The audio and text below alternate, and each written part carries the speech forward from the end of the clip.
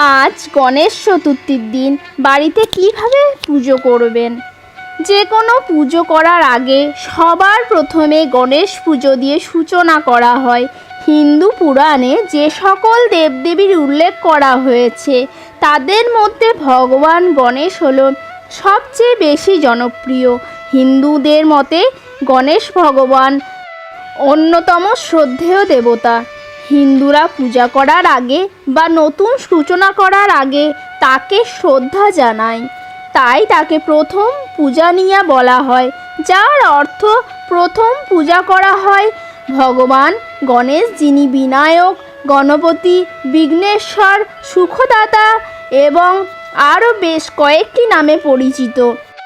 তিনি হলেন মহাদিদেব শিব এবং দেবী পার্বতীর কনিষ্ঠ পুত্র। গণেশ চতুর্থীর দিন ভগবান গণেশের আরাধনা করার সময় গণেশ মন্ত্রগুলি কিভাবে জপ করবেন, আরতি মন্ত্রই বা কিভাবে করবেন তা জেনে নিন এখানে। গণেশ প্রণাম। ওং শ্রী গণেশায় নমঃ বা ওং গং গণেশায় নমঃ, ওং শ্রী গণেশায় নমঃ বা ওং গং গণেশায় নমঃ।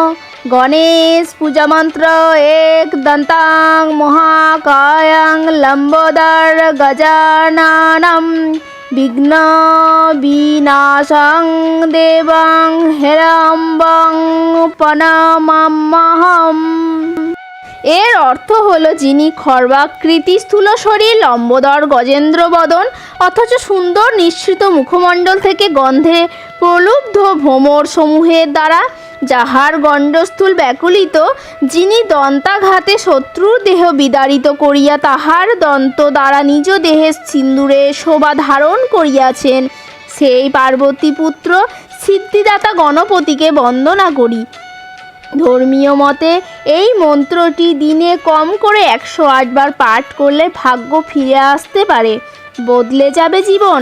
যারা এই সময় খুব দুঃখের মধ্যে আছেন তারা আজ থেকেই এই মন্ত্রটি পাঠ করা শুরু করে দিন।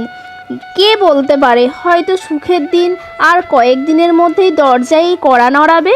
ধ্যান মন্ত্র: ওং খর্বং স্থূলতনুং গজেন্দ্র বদনং লম্বোদরং সুন্দরং প্রসন্দন্মদগ্ধলুব্ধ মধুপবালোল গণ্ডস্থলম দন্তাঘাত বিদারিতারিরুধিরৈ সিন্দুর শোভাকরং বন্দে শৈলসুতসুতং গণপতিং সিদ্ধিপ্রদং কামদং। গণেশ বন্দনা: বন্দ দেব গজানন বিঘ্ন বিনাশন, নমো প্রভু মহাকায় মহেশ নন্দন, সর্ববিঘ্ন নাশ হয় তোমার শরণে, অগ্রেতে তোমার পূজা করিনু যতনে।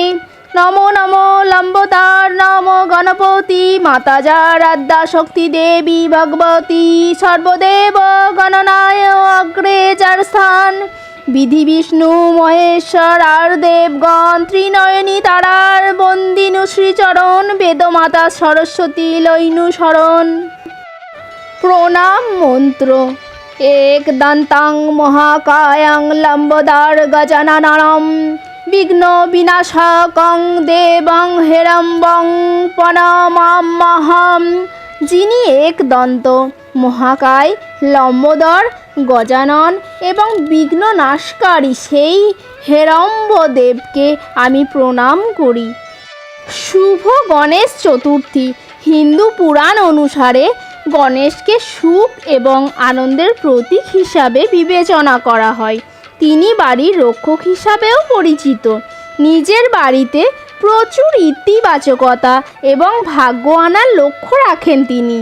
তাই এই গণেশ চতুর্থীর দিন সকলে এই মন্ত্র বন্দনা পাঠ করে আপনারা পূজা করুন এবং প্রতি বুধবার এই মন্ত্র শুনে পাঠ করুন, আপনি নিশ্চয়ই ফল পাবেন। জয় গণেশ, জয় গণেশ, জয় গণেশ।